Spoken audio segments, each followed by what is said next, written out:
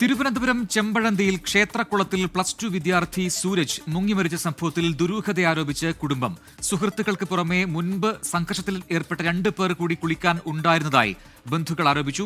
മരണത്തിൽ അന്വേഷണം ആവശ്യപ്പെട്ട് മാതാപിതാക്കൾ കഴക്കൂട്ടം പോലീസിൽ പരാതി നൽകി.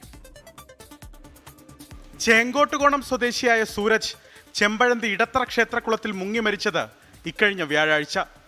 ഒപ്പമുണ്ടായിരുന്ന കൂട്ടുകാർ അപകടത്തെക്കുറിച്ച് പറയുന്നത് പരസ്പര വിരുദ്ധമായ കാര്യങ്ങളെന്ന് മാതാപിതാക്കളായ സുമയും സുരേഷും.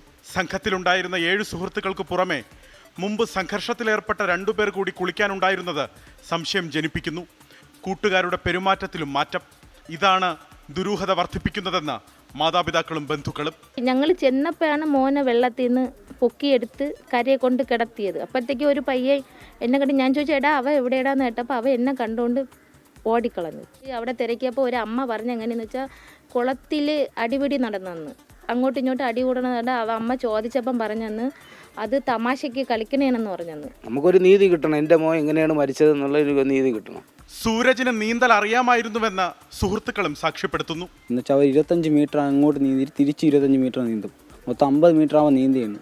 ആ കുളത്തിനെന്ന് വെച്ചാൽ 1.5 മീറ്ററേ ഉള്ളൂ. അവൻ കിടന്ന സൈഡെന്ന് വെച്ച് നോക്കിയാൽ അവൻ നീന്തി കയറാന്നുള്ള സൈഡേ ഉള്ളൂ. അപ്പോൾ ഒരാൾ മുക്കിയെന്നാണ് എനിക്ക് തോന്നുന്നത്.